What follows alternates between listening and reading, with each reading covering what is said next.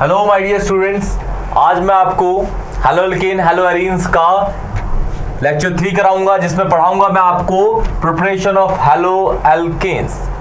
Preparation of halo alkanes में basically 5 आपको preparation पढ़ाऊंगा मैं, जिसमें बस हेलो एल्केन्स की ही प्रिपरेशन है। इसके अंदर आपके 2 नेम रिएक्शंस होंगे, एक स्वार्ट्ज एक फिंकलस्टीन। बहुत इजी तरीके से आपको समझा दूंगा। इसी के अंदर मार्कोनिक एंटी मार्कोनिक रूल का भी यूज होता है प्रिपरेशन ऑफ हेलो एल्केन्स के अंदर। प्रिपरेशन ऑफ हेलो एल्केन्स के अंदर मार्कोनिक एंटी मार्कोनिक रूल्स आप लोगों ने 11th क्लास में पढ़े होंगे। एल्कीन पे ये रूल अप्लाई होते हैं।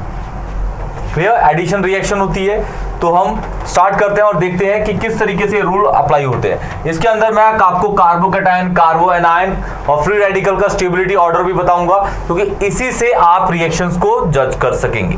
क्लियर? तो स्टार्ट करते हैं अपना लेक्चर। सबसे पहला देखिए, comparison of carbocation and कार्बो anion stability. Carbocation क्या होते हैं? देखिए, जैसे कार्बन आपको पता है, कार्बन के आउटर मोस्ट शेल में 4 इलेक्ट्रॉन्स होते हैं, वो 4 ही बॉन्ड बनाता है। अगर किसी भी कार्बन पे पॉजिटिव चार्ज होता है तो उसे बोलते हैं कार्बोकैटायन।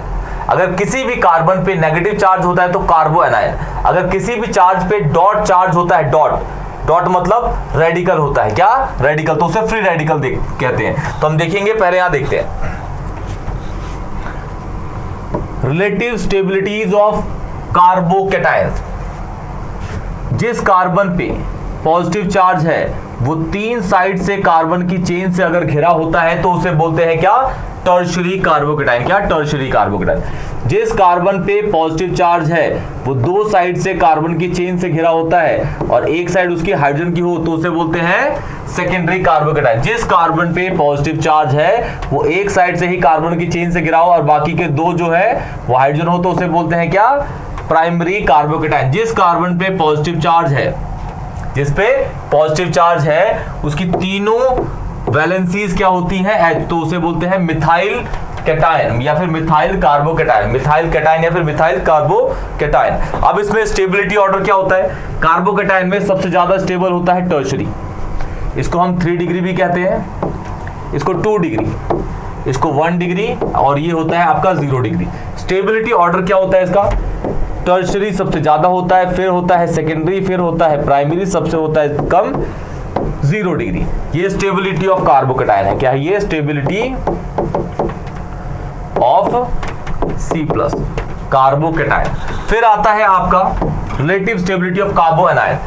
कार्बोकैटायन और कार्बो एनायन एक दूसरे के ऑपोजिट है, तो इसका स्टेबिलिटी हो जाएगा आपका उल्टा। जिस कार्बन पे आपका नेगेटिव चार्ज है उसकी तीनों साइड से अगर कार्बन जुड़े हैं तो टर्शियरी कार्बो एनायन। जिस कार्बन पे नेगेटिव चार्ज है उसकी 2 साइड से कार्बन जुड़े हैं और एक साइड है हाइड्रोजन तो सेकेंडरी कार्बो एनायन। जिस कार्बन पे पॉजिटिव नेगेटिव चार्ज है वो एक साइड से ही कार्बन की चेन से घिरा है, बाकी के 2 हाइड्रोजन है तो प्राइमरी। जिस कार्बन पे नेगेटिव चार्ज है उसकी तीनों वैलेंसीज अगर H है तो उसे बोलते हैं मिथाइल एनायन या फिर मिथाइल कार्बो एनायन। Methyl कार्बो anion. इसका स्टेबिलिटी ऑर्डर क्या होता है?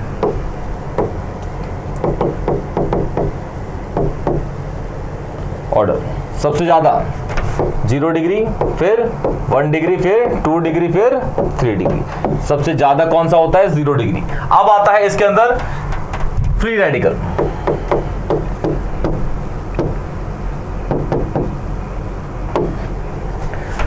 जिस कार्बन, फ्री रेडिकल बेसिकली होता है C पे एक रेडिकल चार्ज, और ये रेडिकल जो होता है ना ये नेगेटिव होता है ना ये पॉजिटिव, लेकिन ये इलेक्ट्रॉन डेफिशिएंट होता है, same as carbocation, same as carbocation. तो इसका स्टेबिलिटी ऑर्डर भी कैसा होता है? कार्बोकैटायन जैसा ही होता है, क्योंकि ये इलेक्ट्रॉन डेफिशिएंट है, इलेक्ट्रॉन रिच है, और कार्बो फ्री रेडिकल्स भी होते हैं, वो भी क्या होते हैं? आपके इलेक्ट्रॉन डेफिशिएंट कंपाउंड्स होते हैं। तो जिस कार्बन पे आपका रेडिकल है अगर वो 3 साइड से कार्बन की चेन से घिरा हुआ है तो उसे टर्शियरी बोलेंगे। क्या बोलेंगे? टर्शियरी, जो कि सबसे ज्यादा स्टेबल होता है। फिर अगर जिस कार्बन पे आपका रेडिकल है वो 2 साइड से कार्बन की चेन से, पहला दूसरा, फिर तीसरा क्या होगा? तो इसे सेकेंडरी बोलेंगे। क्या बोलेंगे? सेकेंडरी। जिस कार्बन पे आपका रेडिकल है वो एक साइड से ही कार्बन की चेन से घिरा हुआ है तो उसे बोलते हैं क्या? 1 डिग्री। क्या? 1 डिग्री। जिस कार्बन पे रेडिकल है वो तीनों साइड से H की वैलेंसी से घिरा हुआ है, तो उसे बोलेंगे methyl radical, methyl free radical या फिर मिथाइल रेडिकल, मिथाइल रेडिकल या फिर methyl free radicals, methyl radical या फिर मिथाइल फ्री रेडिकल, कोई फर्क नहीं पड़ता, रेडिकल फ्री बोलिए फ्री रेडिकल बोलिए, कोई फर्क नहीं पड़ता उससे। क्लियर? तो स्टेबिलिटी ऑर्डर ऑफ याद रखेंगे, अगर कार्बोकेटाइन है तो टर्शियरी सबसे ज्यादा, सेकेंडरी फिर प्राइमरी सबसे कम होता है आपका 0 degree, methyl carbocation. Clear? Carbon ion में सबसे ज्यादा स्टेबल होता है 0 डिग्री, फिर 1 डिग्री, फिर 2 डिग्री, फिर 3 डिग्री, सबसे ज्यादा 0 डिग्री। और फ्री रेडिकल में सेम एज आपके कार्बोकेटाइन की स्टेबिलिटी का ऑर्डर को हम फॉलो करते हैं। क्लियर? तो बढ़ते हैं अब आगे, जिसमें हम पढ़ेंगे preparation of halo alkanes, preparation of halo alkanes. ये देखिए लिखा हुआ है preparation of halo alkanes, preparation of halo alkanes किससे करेंगे? पहला वाला एल्केन से। किससे? एल्केन से। तो इसमें जो रिएक्शन ऐड होती है, रिएक्शन होगी, उसे बोलेंगे हम फ्री रेडिकल सब्स्टिट्यूशन रिएक्शन। इसको हम शॉर्ट में FR-SR रिएक्शन भी बोलते हैं, FR-SR, free radical substitution reaction. क्या बोलते हैं? Free radical substitution reaction. Free radical substitution reaction के अंदर आपको सबसे पहले किस तरीके से देखिए दिखाऊंगा मैं रेडिकल जनरेट होते हैं। देखिए पॉजिटिव हमेशा रिएक्ट करता है या अटैक करता है नेगेटिव पे, नेगेटिव हमेशा अटैक करता है किस पे? Positive pay. लेकिन अगर रेडिकल की बात करें, क्योंकि रेडिकल ना पॉजिटिव है ना नेगेटिव है, लेकिन वो इलेक्ट्रॉन डेफिशिएंट तो है, लेकिन वो ना ही नेगेटिव है ना ही वो पॉजिटिव है, तो फ्री रेडिकल हमेशा अटैक करता है किस पे? एक दूसरे फ्री रेडिकल पे। फ्री रेडिकल अगर पॉजिटिव अटैक कर गया तो यूनिवर्स के रूल चेंज हो जाते हैं, जो हो ही नहीं सकता। जो अगर फ्री रेडिकल किसी नेगेटिव से अटैक कर गया तो भी यूनिवर्स के रूल चेंज हो जाते हैं। क्यों? क्योंकि नेगेटिव हमेशा पॉजिटिव से ही करता है, रेडिकल से कर ही नहीं सकता। हालांकि रेडिकल आपका इलेक्ट्रॉन डेफिशिएंट कंपाउंड है, जैसे कार्बोकेटाइन है, स्टेबिलिटी ऑर्डर भी उसकी वैसी ही होती है, लेकिन वो कार्बोकेटाइन नहीं है। इलेक्ट्रॉन डेफिशिएंट है लेकिन वो कार्बोकेटाइन नहीं होता। कौन? Free radical. तो देखिए CH सबसे सिंपलेस्ट ये है आपका मीथेन, इसको मैं डालता हूं Cl2H के अंदर। H आपका सनलाइट होता है, Cl2 आपका गैस है। क्लियर? इसमें क्या होता है, ये दो आपके Cl हैं, इसका एक Cl, जिससे इससे इसको मैं इस तरीके लिख देता हूं। देखिए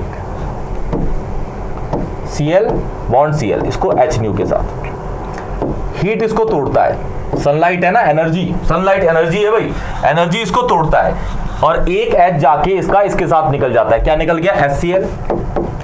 और जो दूसरा Cl है वो वहां पे जहां से आपका H निकला वहां लग जाता है। ये आपका ऐसे हो गया, मतलब एल्केन से आपका बन गया क्या? एल्केन से आपका बन गया जो, वो बन गया आपका 1-क्लोरोमीथेन, 1-क्लोरोमीथेन बन गया, 1-क्लोरोमीथेन, 1-क्लोरोमीथेन। क्या बन गया? 1-क्लोरोमीथेन। ध्यान से देखिए, सबसे पहले दिखाता हूं कि जो आपका रेडिकल जनरेट होता है, क्योंकि यहां पे फ्री रेडिकल सब्स्टिट्यूशन है, एक फ्री रेडिकल दूसरे फ्री रेडिकल को सब्स्टिट्यूट करता है। क्या करेगा? उसको अदल बदल कर देगा, उसको डिस्प्लेस कर देगा। तो देखते हैं कैसे, किस तरीके से होता है। आपको एक और चीज पता होनी चाहिए कि हाइड्रोजन और कार्बन की इलेक्ट्रोनेगेटिविटी में ज्यादा डिफरेंस होता ही नहीं है, वो लगभग इलेक्ट्रोनेगेटिविटी उनकी बराबर ही होती है। तो देखिए सबसे पहले इसमें से इससे मैं जनरेट कराता हूं एक फ्री रेडिकल, जनरेशन या फिर फॉर्मेशन ऑफ फ्री रेडिकल।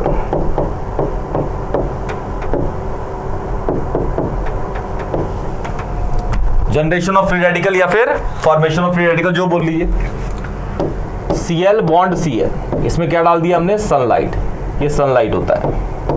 अगर आप 11th सही से पढ़ चुके हैं तो चैप्टर 2 के अंदर HNO है। HNO आपका E = HNO होता है। जो E है वो आपका जैसे E = HNO होता है। ये प्लैंक्स क्वांटम थ्योरी के according energy of radiation, light की एनर्जी, लाइट की एनर्जी, और एनर्जी तो हीट भी होता है, वर्क भी होता है, क्योंकि सबकी यूनिट जूल है, तो कोई फर्क पड़ता नहीं, हम इसको सनलाइट ही मान लेते, और ये सनलाइट है ही, पर रेडिएशन की लाइट होती है। क्लियर? तो जब सन की या फिर रेडिएशन की लाइट इस पे पड़ती है, इस पे, तो ये ब्रेक होता है। और ये ब्रेक कैसे होगा? ये जो कोवेलेंट बॉन्ड है, ये इस Cl और इस Cl के बीच में है, दोनों की इलेक्ट्रोनेगेटिविटी बराबर है, तो दोनों क्या करते हैं? इसको बराबर खींच लेते हैं। मतलब एक इलेक्ट्रॉन इसका ये अपना ले जाएगा, एक इलेक्ट्रॉन इसका, तो ये हो गया आपका homolytic fission, equal distribution. equal distribution of shared paired of electron. What? Equal distribution of shared paired of electron between two homoatomic compound या फिर मॉलिक्यूल बोल सकते हैं, कंपाउंड या मॉलिक्यूल। होमोएटॉमिक है तो आपका वो मॉलिक्यूल ही होगा, कैसा? मॉलिक्यूल। तो ये आपका Cl2 मॉलिक्यूल है। यहाँ पे अगर देखेंगे तो ये अपना इलेक्ट्रॉन ले गया, ये अपना, तो यहाँ पे एक Cl रेडिकल यहाँ बन जाएगा, Cl रेडिकल, दूसरा ये Cl रेडिकल। यहाँ पे 2 मोल्स ऑफ 2, ये 2 लिखा है, 2 moles of chlorine free radical, chlorine free radical, 2 moles of chlorine free radical, 2 moles of chlorine free radicals बन गए, 2 moles of chlorine free radical. Free radicals के बारे में आपको बता दूं, फ्री रेडिकल्स ये लिखते रहिएगा साथ साथ में। Free radicals are highly reactive, energetic and unstable. Free radical जो होते हैं वो बहुत ज्यादा अनस्टेबल, रिएक्टिव और एनर्जेटिक होते हैं। जैसे सपोज करते हैं एक कोई बंदा है जिसने बहुत शराब पी रखी है। अब भाई शराब पीने के बाद वो अनस्टेबल तो हो गया, अनस्टेबल हो गया तो रोड पे चल रहा है, किसी भी लड़ाई करता वो चलेगा, तो वो क्या होगा? रिएक्टिव हो गया। शराब पीने के बाद कोई भी अनकॉन्शियस माइंड का हो जाता है, जैसे आप लोगों को पता ही होगा, आप लोगों ने पी है नहीं पी, वो बच्चे हो आपने तो नहीं पी होगी, लेकिन कोई भी अगर ड्रिंक करता है उसका माइंड जो होता है, मस्तिष्क होता है, वो अनकॉन्शियस हो जाता है, तो वो अनस्टेबल हो जाता है। उस टाइम पे उसको समझ नहीं आता क्या सही है क्या गलत है। उस टाइम पे वो क्या हो जाएगा? अनस्टेबल, और वो रोड पे जाएगा तो रिएक्ट करेगा, लोगों से लड़ता फिरता जाएगा वो, और तो अनस्टेबल हो गया, रिएक्टिव हो गया, साथ में पीने के बाद तो भाई एनर्जी ऑटोमेटिक आई जाती है। तो ये तीनों वर्ड्स आपको ऐसे याद रखने हैं कि free radical is just like a drunk person, जिसने बहुत शराब पी रखी है, एनर्जी ज्यादा है, रिएक्टिविटी भी ज्यादा है, और वो अनस्टेबल होगा। ये तीनों डायरेक्टली प्रोपोर्शनल है, जिसपे एनर्जी ज्यादा वो रिएक्टिव होगा और वो अनस्टेबल भी होगा ही होगा। क्लियर? तो इस तरीके से आपको Cl रेडिकल है, क्या है? Cl radical. क्लियर? अब देखो इसके अंदर मैं दिखाता हूं किस तरीके से ये रिएक्ट करेगा। ये था H, ये C, ये H, ये H, ये भी H। यहां पे एक रेडिकल ये, दूसरा रेडिकल ये, क्योंकि टूट चुका है भाई सनलाइट के वजह से मैंने डाल दिया। अब H और C के बीच में भी इलेक्ट्रोनेगेटिविटी का डिफरेंस नहीं होता, तो यहां पे भी फॉर्मेशन ऑफ फ्री रेडिकल्स हो सकता है, क्योंकि फ्री रेडिकल्स हमेशा रिएक्ट करेगा फ्री रेडिकल से। यहां पे अगर पॉजिटिव नेगेटिव आया तो ये अटैक ही नहीं करेगा भाई, लेकिन यहां पे चांस है फ्री रेडिकल की बनने का। क्यों? क्योंकि C और H की इलेक्ट्रोनेगेटिविटी बराबर है। यहां पे क्यों जनरेट हुआ फ्री रेडिकल? क्योंकि यहां पे C और C के बीच में इलेक्ट्रोनेगेटिविटी का डिफरेंस अप्रोक्सीमेटली क्या था? निल, 0 है डिफरेंस, क्योंकि सेम एटम है। ठीक है, तो यहां पे आपका C और ये H है। हम इसकी बात करें या फिर इसकी, दो हर चारों के बीच में CH बॉन्ड की बात कर रहा हूं, CH बॉन्ड की भी, तो इलेक्ट्रोनेगेटिविटी का डिफरेंस है ही नहीं, तो यहां पे कोई सा भी बॉन्ड टूट सकता है। सपोज मैं कहता हूं भाई कलर चेंज करके, ये यहां चला गया, ये यहां चला गया, तो इस पे रेडिकल आ गया, इस पे ये रेडिकल आ गया। क्लियर? और ये बॉन्ड टूट गया। अब ये जो एक रेडिकल है H, ये इस रेडिकल के साथ जुड़ के HCl निकल गया, क्योंकि मैंने बोला था आपसे कि H रेडिकल मतलब एक रेडिकल दूसरे रेडिकल से अटैक कर सकता है। क्लियर? तो ये रेडिकल इस रेडिकल से अटैक करके HCl बन गया। अब ये जो है Cl रेडिकल ये इस C से अटैक कर जाएगा,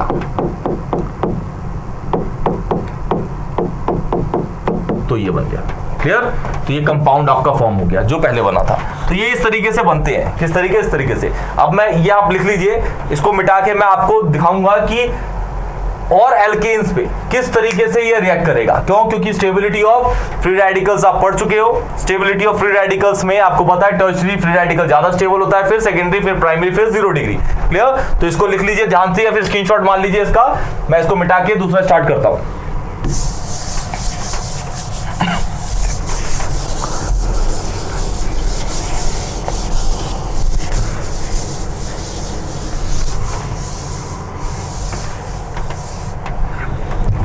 देखिए सपोज कहता हूं कि मेरे पास ये है अब एक एल्केन, पहला वाला मीथेन था, अब ये इथेन हो गया। यहां पे मैंने वही डाला, 2Cl रेडिकल हो गए, जनरेट हो गए, किसकी वजह से? सनलाइट की। या फिर आप इसको ऐसे लिख सकते हैं, Cl2 भी कह सकते हैं। क्या कह सकते हैं? Cl2, क्योंकि सनलाइट तो वो तोड़ देगा। यहां पे इसका मतलब है कि 2 मोल्स ऑफ फ्री रेडिकल है, 2 मोल्स ऑफ फ्री रेडिकल। अब यहां पे आपको उस कार्बन से फ्री रेडिकल का शॉर्ट ट्रिक बता रहा हूं कि जो स्टेबल बनेगा कंपाउंड, फिर आपको जो Cl है वो उस कार्बन पे लगाना है जहां पे हाइड्रोजन होंगे कम, जहां पे हाइड्रोजन होंगे कम, जहां पे हाइड्रोजन होंगे कम। इस कार्बन पे कितने H है? 3 है। इस कार्बन पे कितने हैं? 3 है। तो आप कहीं भी लगा दीजिए, क्या? कहीं भी लगा दीजिए। सपोज मैं इसको हटा के लगा देता हूं, तो एक Cl यहां लग जाएगा, इसका Cl यहां लग जाएगा, इसका H और इसका Cl निकल जाएगा, HCl जो जाएगा HCl।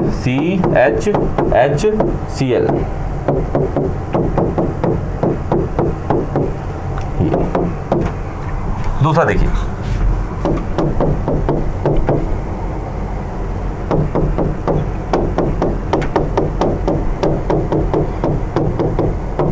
बहुत इजी शॉर्ट ट्रिक्स में आपको बता दूंगा free radical substitution reaction.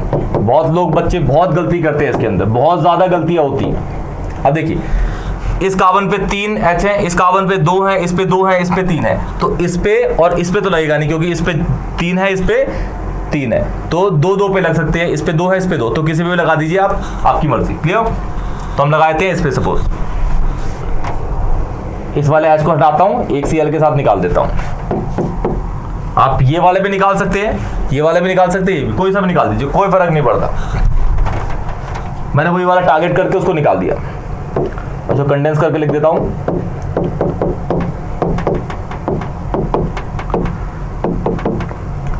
Two chloro butane, ये नाम हो गया इसका 2 chloro butane. This is 2 chloro butane, ये 2 क्लोरो ब्यूटेन लिखा हुआ है। अच्छे से लिख दूं, 2 क्लोरो ब्यूटेन, 2 क्लोरो ब्यूटेन। क्या है? 2 क्लोरो ब्यूटेन। क्लियर? अब देखिए एक और एग्जांपल देता हूं। सपोज है मेरे पास CH,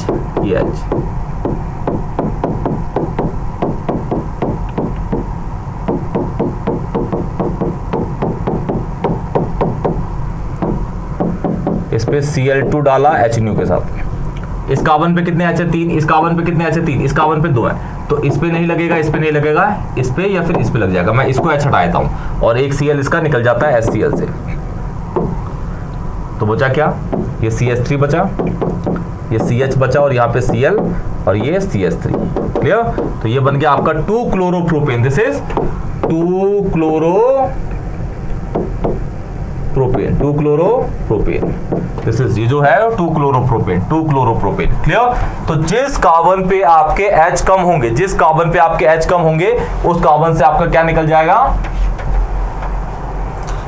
H निकल जाएगा और उसी पे एक Cl लग जाएगा और दूसरा जो H जो निकला है वो दूसरे Cl के साथ निकल जाएगा, जैसे ये निकला। क्लियर? तो ये है आपका फ्री रेडिकल सब्स्टिट्यूशन रिएक्शन। क्या है? Free radical substitution reaction. बढ़ते हैं आगे, देखिए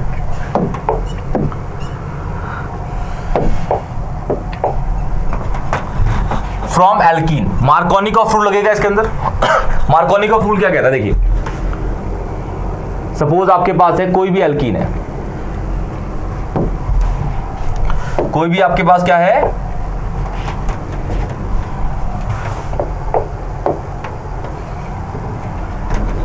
कोई भी एल्कीन है, ये आपके पास रैंडम एल्कीन। एल्कीन तो बहुत तरीके के हो सकते हैं, कोई भी एल्कीन है, इसमें आपने डाल दिया HBr। HBr की जगह आप यहाँ पे HCl भी डाल सकते हैं, कुछ भी डाल सकते हैं, HBr या HCl। HF को नहीं डालते क्योंकि F ज्यादा रिएक्टिव होता है, बहुत इलेक्ट्रोनेगेटिव होता है। HI को नहीं डालते, क्यों? क्योंकि I जो होता है उसका साइज बहुत बड़ा होता है, उसको एकोमोडेट करने में बहुत परेशानी होती है। जैसे मैं अपने हाथ में एक छोटी सी टेनिस बॉल रख लूं, संभाल लूंगा, फिर मैं कहूं कि भाई मेरे पास फुटबॉल है, उससे भी संभाल लूंगा, लेकिन मैं एक बहुत बड़ी बॉल कहूं हाथ में रखने को तो नहीं संभाल पाऊंगा, चाहे वो बहुत बड़ा गुब्बारा ही हो, उसको मैं नहीं संभाल पाऊंगा, क्योंकि size matters in a compound. जिसका साइज बड़ा होता है एटम का, वो अनस्टेबिलिटी को प्रोड्यूस करता है। अनस्टेबिलिटी, छोटा साइज कंफर्टेबल रहता है उसको कॉम्पैक्ट करने के लिए। क्लियर? बड़ा साइज अनस्टेबिलिटी को क्रिएट करता है। तो यहां पे जो बन जाएगा आपका, अगर ये बना है, ये लगा है, तो ये बन जाएगा आपका क्या, एल्काइल ब्रोमाइड ऊपर वाला, नीचे वाला एल्काइल क्लोराइड।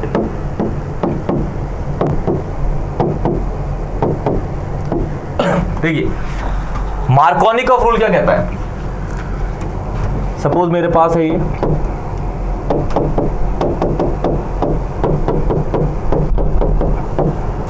ये मेरे पास HCl है। HCl में H पॉजिटिव और नेगेटिव, ये पॉजिटिव होगा, ये नेगेटिव। आपको समझ आ गया? क्योंकि H की इलेक्ट्रोनेगेटिविटी क्या होती है, कम होती है as compare to Cl। H की इलेक्ट्रोनेगेटिविटी कम होती है एज कंपेयर टू Cl, तो H पे पॉजिटिव, Cl पे नेगेटिव। तो मार्कोनी का रूल क्या कहता है, जिस कार्बन मतलब उन कार्बन को टारगेट करना है जिसपे इनके बीच में डबल बॉन्ड है। जिस कार्बन पे H कम है उस पे आपको नेगेटिव पोर्शन लगा देना है, जिस पे H ज्यादा है उस पे पॉजिटिव पोर्शन। तो किस पे कम है किस पे ज्यादा है, दोनों पे दो है, तो आप किसी पे भी लगा दीजिए। सपोज मैं यहां लगा देता हूं Cl, यहां लगा देता हूं H, और डबल बॉन्ड किस में हो जाएगा, सिंगल बॉन्ड पे। जिस कार्बन पे H ज्यादा होंगे उस पे आपका रहेगा पॉजिटिव पोर्शन, जिस कार्बन पे आपका H कम होगा वहां पे नेगेटिव पोर्शन। तो यहां तो दोनों बराबर है, मैं यहां लगाता हूं Cl, यहां लगाता हूं H। क्लियर? तो ये बन जाएगा आपका, और जो डबल बॉन्ड है वो कन्वर्ट हो जाएगा किसके अंदर, सिंगल बॉन्ड के अंदर। तो ये आपका है इथीन, क्या था ये, इथीन कन्वर्ट हो गया 1 क्लोरो इथेन के अंदर, 1 क्लोरो इथेन। ध्यान दीजिए और दीजिए, सपोज है ये CH3, ये है प्रोपीन, क्या है ये, दिस इज प्रोपीन। इसको मैंने डाला अब HBr के अंदर, ये नेगेटिव होगा, ये पॉजिटिव। ये कार्बन या फिर ये कार्बन, इन दोनों कार्बन के बीच में डबल बॉन्ड है, किस पे H कम है, इस कार्बन पे H कम है, तो इस पे नेगेटिव लग जाएगा, इस पे पॉजिटिव लगेगा। पॉजिटिव मतलब इस पे H लग जाएगा, इस पे लग जाएगा Cl, और डबल बॉन्ड कन्वर्ट हो जाएगा सिंगल बॉन्ड के अंदर। बन गया जी कंपाउंड। देखिए ये मार्कोनिक चल रहा है, नेगेटिव पार्ट उस कार्बन पे जिस पे हाइड्रोजन कम होंगे, उस कार्बन मतलब उन दो कार्बन की बात हो रही है जिसके बीच में डबल बॉन्ड होगा। क्या होगा, जिसके बीच में double bond. This is 2 bromopropane. What, this is 2 bromopropane. This is 2 bromopropane. Suppose है हमारे पास ये है, ये कंपाउंड है, इसका मतलब क्या है, इसका स्ट्रक्चर अगर बनाऊं यहां पे, तो ये हो जाएगा CH3, ये हो जाएगा ऐसे, ये हो जाएगा C, और यहाँ पे फिर ये CH3, इसके बीच में डबल बॉन्ड है, यहाँ पे एक भी H नहीं होगा, यहाँ पे CH2 होगा। यहाँ पे डाल दिया आपने सपोज HCl, ये पॉजिटिव हो गया, ये नेगेटिव। मार्कोनी का रूल लगाना है, मार्कोनी का रूल लगाना है। इसका मतलब क्या हुआ कि नेगेटिव पार्ट उस कार्बन पे लगेगा जहां पे हाइड्रोजन कम होंगे। उस कार्बन का मतलब इस वाले कार्बन की और इस वाले कार्बन की बात कर रहे हैं। तो इस पे H है ही नहीं, 0 है, इस पे 2 है, तो इस पे कम है, तो इस पे आपका Cl लग जाएगा, इस पे लग जाएगा H, और डबल बॉन्ड सिंगल बॉन्ड के अंदर। तो ये बन जाएगा आपका ये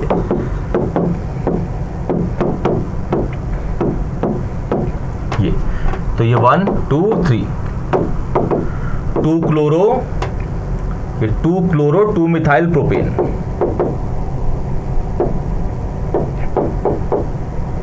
प्रोपेन 2 क्लोरो 2 मिथाइल प्रोपेन।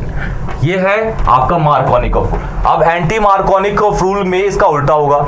जैसे कार्बन, नेगेटिव पार्ट किस कार्बन पे ऐड हो रहा था, जिस कार्बन पे हाइड्रोजन कम थे, और पॉजिटिव पार्ट किस पे लग रहा है, जिस पे हाइड्रोजन ज्यादा थे। अब एंटी मार्कोनिक में उल्टा हुआ, नेगेटिव पार्ट उस कार्बन पे लगता है जहां पे हाइड्रोजन ज्यादा होंगे, और पॉजिटिव पार्ट उस कार्बन पे लगेगा जहां पे हाइड्रोजन कम होंगे। देखिए स्टार्ट करते हैं। ये है आपका anti Markovnikov. Anti Markovnikov of rule को हम खराश इफेक्ट के नाम से जानते हैं, पेरोक्साइड इफेक्ट के नाम से भी जानते हैं। ये एक ही चीज है सारी। तो हम इसके सिंपल एग्जांपल्स करेंगे। एक चीज आपको याद रखना है कि इसका जो रिएजेंट है वो फिक्स है, रिएजेंट जो है इसका फिक्स होता है, ये अप्लाई होता है बस HBr के लिए, लेकिन HBr के साथ पेरोक्साइड्स कंपलसरी है। 3 पेरोक्साइड्स के नाम लिख रहा हूं। पहला H2O2, इसे कहते हैं हाइड्रोजन पेरोक्साइड। दूसरा एक है बेंजोइल पेरोक्साइड, स्ट्रक्चर बना दूंगा नीचे। फिर है आपका एसिटाइल परऑक्साइड। क्या है? Acetyl peroxide. क्या होता है? Acetyl peroxide. इसका स्ट्रक्चर देखिए, C6H5, C double bond O, C double bond O, C6H5। ये अगर कार्बन कार्बन के बीच में डबल बॉन्ड है तो इसे बोलते हैं परऑक्साइड बॉन्ड। इसका स्ट्रक्चर देखिए, इसको बना लीजिएगा ध्यान से, CH3, C double bond O, C double bond O, CH3, बीच में O। ये जो है आपका, ये परऑक्साइड बॉन्ड है। क्या ये? Peroxide bond. इसलिए इसको परऑक्साइड इफेक्ट भी कहा जाता है। क्या बोलते हैं इसको? Peroxide effect. देखिए ध्यान से, सपोज मेरे पास है ये CH3 हो गया, ये H हो गया, ये H हो गया, ये CH3 हो गया। इसमें डाल दिया मैंने HBr के साथ H2O2। ठीक है, तो इन दोनों के बीच में डबल बॉन्ड है, इस पे CH है, इस पे CH है, दोनों पे नंबर ऑफ H बराबर है, तो कहीं पे भी आप लगा दीजिए। इस पे मैं लगाता हूं नेगेटिव पोर्शन, इस पे पॉजिटिव पोर्शन, या फिर उल्टा भी कर सकते हैं, इधर पे नेगेटिव लगा दीजिए, इधर पॉजिटिव लगा दीजिए। मैं यहाँ नेगेटिव लगाता हूँ क्योंकि दोनों पे H बराबर है। एंटी मार्कोनी क्या कहता है? एंटी मार्कोनी कहता है कि नेगेटिव पार्ट या नेगेटिव पार्ट उस पे लगेगा जिस पे हाइड्रोजन ज्यादा होते हैं। तो इन दोनों पे तो बराबर है, तो मैं यहाँ नेगेटिव, यहाँ पॉजिटिव लगा। डबल बॉन्ड किस में कन्वर्ट हो जाएगा? सिंगल बॉन्ड के अंदर।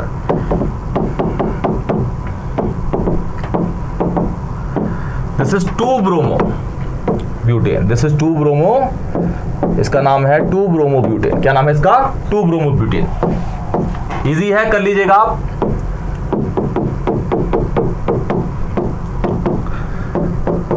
H2O2 और HBr। इसकी जगह आप ये वाले पेरोक्साइड्स भी यूज कर सकते हैं, ये वाला पेरोक्साइड भी यूज कर सकते हैं और ये वाला पेरोक्साइड भी यूज कर सकते हैं, कोई परेशानी नहीं है, चलेगा।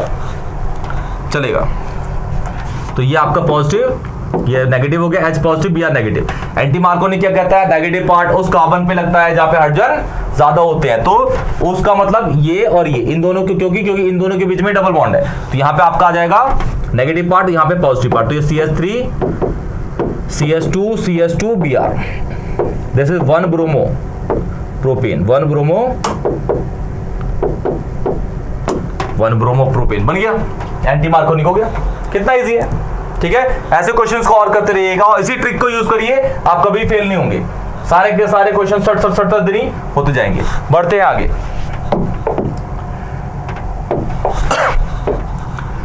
एल्कीन के अंदर ही एक रिएक्शन और है।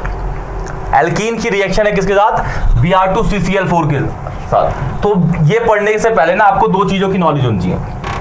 डाइहैलाइड ना दो तरीके के होते हैं। डाइहैलाइड मतलब एक ही जैसे दो हैलोजन लगे हुए हैं, चाहे वो डाई क्लोरो हो, डाई ब्रोमो हो, डाई फ्लोरो या डाई आयोडो, एक ही तरीके के। तो दो तरीके के होते हैं, एक होता है जैमिनल डाइहैलाइड,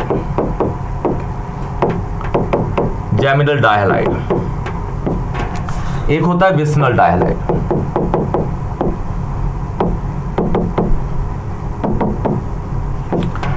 जैमिनल क्या होता है? जे ऐसे डाइहैलाइड्स जिनके एक ही कार्बन, जिस कंपाउंड में एक ही कार्बन पे, ये पूरा एक कंपाउंड है, एक ही कार्बन है ये, इसी पे एक ही कार्बन पे दो सेम हैलोजन लगे हैं, तो उसे बोलते हैं जैमिनल डाइहैलाइड। एक ही कार्बन, एक ही कंपाउंड के अंदर एक ही कार्बन पे दो सेम हैलोजन, ये भी सेम है, ये भी सेम, तो उसे बोलते हैं जैमिनल हैलाइड। विसनल क्या होता है? एक ही कंपाउंड के अंदर अगल बगल के हैलोजन पे, अगल बगल के कार्बन पे, अगल बगल मतलब एडजेसेंट कार्बन पे, दिख रहे हैं, एडजेसेंट कार्बन पे सेम हैलोजन लगते हैं, तो उसे क्या बोलते हैं? विसनल डाइहैलाइड। इसके अंदर इसका यूज होगा, इसलिए बता रहा हूं। जब आपके पास कोई भी एल्कीन है, देखिए इसको आप रिएक्ट कराते हैं Br2CCl4, carbon tetrachloride. CCl4 is carbon tetrachloride. This is a solvent. ये सॉल्वेंट प्रोवाइड करता है रिएक्शन को, क्योंकि हर रिएक्शन को होने के लिए एक सॉल्वेंट की रिक्वायरमेंट है। जैसे सपोज हमारे पास कपड़े हैं, कपड़ों में डर्ट बहुत लगा हुआ है, उसको हमें साफ करना है, बस पाउडर डाल देंगे हो जाएगा? नहीं होगा, उसके लिए एक सॉल्वेंट की रिक्वायरमेंट है, विच इज वाटर। वाटर उसको साफ करने में एक बहुत इंपॉर्टेंट रोल प्ले करता है, एक्ट एज ए सॉल्वेंट। पानी एक तरह का सॉल्वेंट है। क्या है? सॉल्वेंट, जो उस रिएक्शन को, उस कपड़े से दाग को हटाने के लिए यूज करा जाता है। क्लियर? मेन जो है वो तो भाई डिटर्जेंट ही होता है, लेकिन एक मीडियम तो चाहिए ना भाई, वो है पानी देता है। सेम यहाँ पे CCl4 वो एक मीडियम प्रोवाइड कर रहा है आपको। मीडियम की ऑर्गेनिक केमिस्ट्री में बहुत अच्छी यूज है भाई। बिन मीडियम के कुछ नहीं होता। खाना खा लिया पच जाएगा नहीं, पानी चाहिए भाई, पानी इज मीडियम जो उसको डाइजेस्ट करवाएगा। सही कह रहा हूँ, बिल्कुल सही कह रहा हूँ। क्लियर? बढ़ते हैं, देखिए आगे। अगर कोई भी आपके पास एल्कीन है, उसको Br2CCl4 के साथ आप रिएक्ट करते हैं, CCl4 इज सॉल्वेंट, तो यहाँ पे इसको रिएक्शन को करवाएगा, तो जो आपका कंपाउंड बनता है ना, वो बनता है आपका विस्नल डायहालाइड। कौन सा? विस्नल डायहालाइड। और विस्नल कौन सा बनेगा यहाँ पे? डायहालाइड की जगह डाइब्रोमाइड लिखेंगे, क्योंकि Br लगेंगे भाई। विसिनल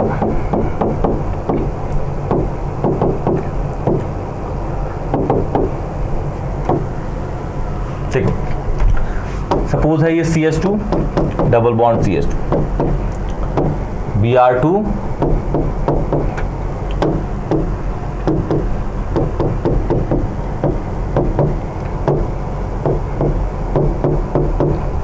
ये इसका एक Br यहां लग जाएगा, एक Br यहां, और डबल बॉन्ड किसके अंदर? सिंगल बॉन्ड के अंदर।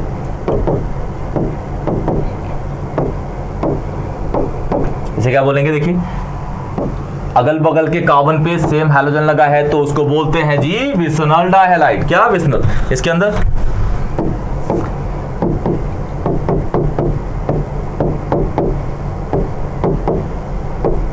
इसका अगर नाम करेंगे इसका तो 1,2 डाइब्रोमो, 1,2 डाइब्रोमो इथेन,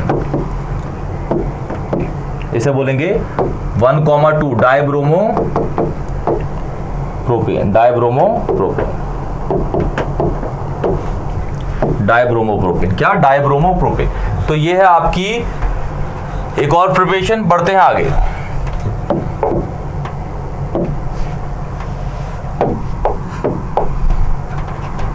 अल्कोहल से बहुत तरीके हैं बनाने के। अल्कोहल से एल्काइल हैलाइड बनाने के बहुत तरीके हैं। ये जो X है ना, यहाँ पे X जो X शो हो रहा है, X होता है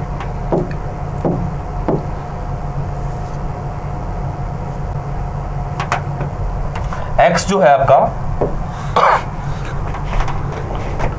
ये X आपका हैलोजन होते हैं। X is halogen. X क्या है आपका? Halogen. 17th group elements are halogen. ठीक है।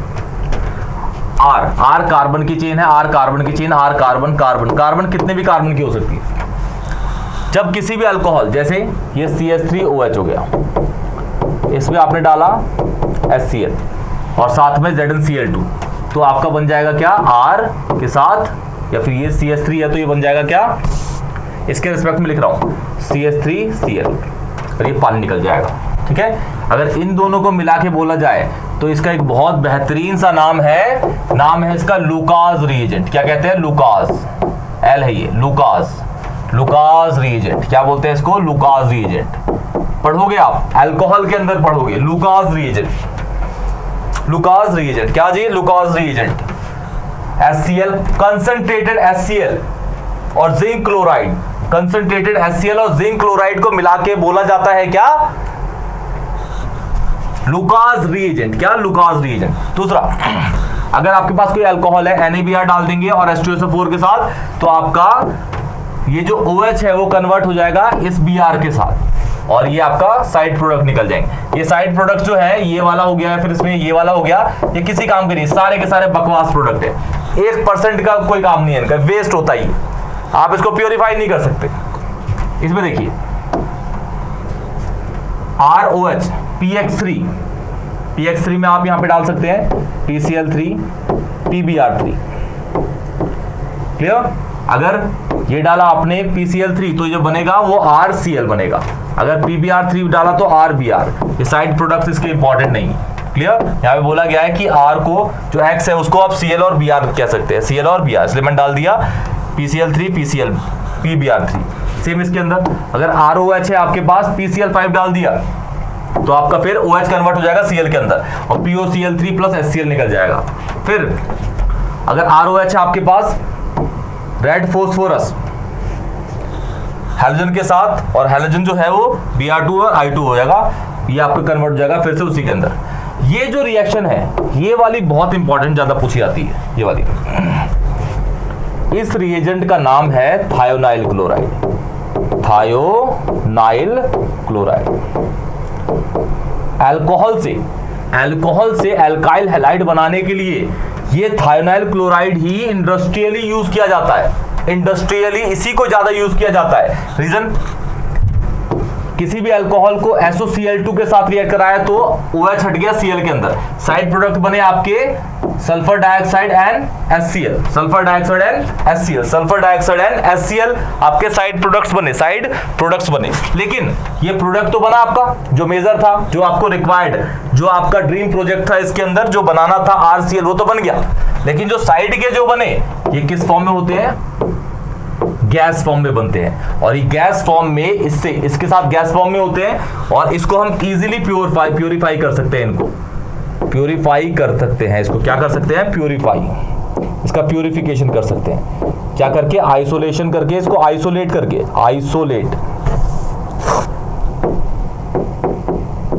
आइसोलेट करके इसको प्योरीफाई कर सकते हैं। और इन दोनों को हम, ये तो बन गया, ये और बने, और ये कैसे बने? गैस में। तो इसको हम प्योरीफाई करके अलग से इसको और तो अलग अलग कंपनीज को बेच सकते हैं, तो और इससे मुनाफा कमा सकते हैं। क्या कर सकते हैं? मुनाफा कमा सकते हैं। तो हम मोस्टली क्या करते हैं? अल्कोहल से जब एल्काइल हैलाइड बनाना हो तो थाइनाइल क्लोराइड को इसलिए यूज करते हैं क्योंकि इसके साइड प्रोडक्ट्स भी क्या बनते हैं? गैस फॉर्म में, जिसको हम प्योरीफाई कर सकते हैं। लेकिन इन सब में कोई भी आपका जो साइड प्रोडक्ट है, ये जो साइड प्रोडक्ट्स बन रहे हैं, ये किसी यूज के नहीं होते। क्लियर? तो मोस्टली हम इसी को यूज करते हैं। इसके ऊपर एक क्वेश्चन भी है, देखिए क्वेश्चन क्या है ये, why we use SOCl2 for the industrial preparation of alkyl halide from alcohols? Reason, the use of thionyl chloride for the converting alcohols to alkyl chloride has the added benefit that both of the by product sulphur dioxide and hydrogen chloride या फिर वो HCl जो है are gases, क्या होते हैं? Gas होते हैं। This characteristics simplifies the isolation and purification of the reaction product. इसके साइड प्रोडक्ट SO2 और HCl को हम, वो गैस फॉर्म में पाए जाते हैं, उसको हम प्योरीफाई कर सकते हैं, आइसोलेट कर सकते हैं इजीली, और मार्केट में उसको और बेच सकते हैं, तो उससे हम और मुनाफा कमा सकते हैं। इसलिए हम ज्यादा यूज करते हैं SOCl2 को ही। इंपॉर्टेंट क्वेश्चन है, NCERT का है, याद करिएगा। बढ़ते हैं आगे। फिंकलस्टीन रिएक्शन आयोडो कंपाउंड्स बनाने के लिए यूज होता है। किसके लिए? Iodo compounds. ये आयोडो के लिए होता है। आयोडो कंपाउंड्स बनते हैं। क्या बनते हैं इससे? Iodo compounds.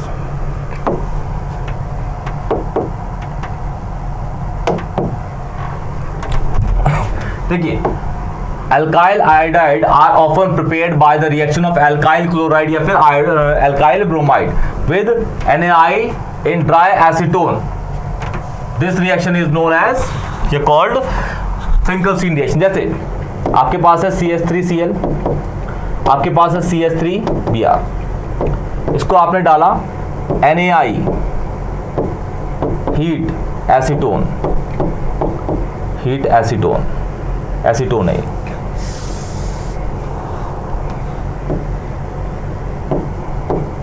एसीटोन।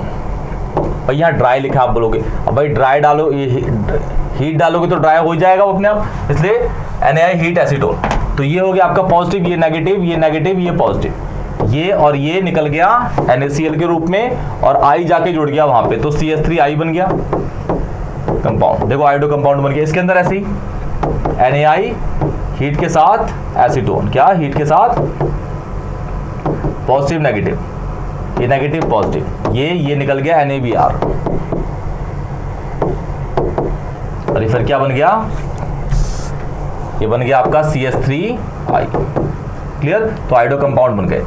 1 आयोडोमीथेन या फिर इसका ये तो IUPAC हो गया, 1 आयोडोमीथेन इसका IUPAC हो गया। Methyl iodide common name, methyl iodide common name. बढ़ते हैं नेक्स्ट क्वेश्चन की ओर या फिर नेक्स्ट प्रिपरेशन की ओर, जो है 5वीं। इसका नाम है स्वार्ट्ज रिएक्शन। क्या नाम है इसका? Swarts reaction. और यहाँ पे ये आपकी प्रिपरेशन ऑफ हैलोएल्केन खत्म हो जाएगा। इतनी ही आपकी प्रिपरेशन ऑफ हैलोएल्केन्स है भाई। तो जैसे आपने देखा फिंकलस्टीन बना किसके लिए? आयोडीन कंपाउंड्स, आयोडो कंपाउंड्स बनाता है। स्वार्ट्ज बनाता है आपको फ्लोरो कंपाउंड्स। कौन से?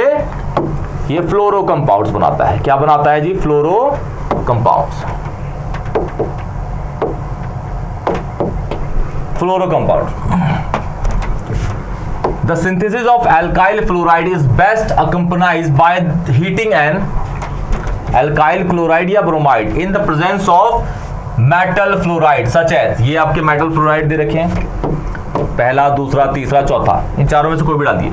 This reaction is known as या फिर termed as Schwarz reaction। देखिए CH3 Cl, CH3 CH2 Br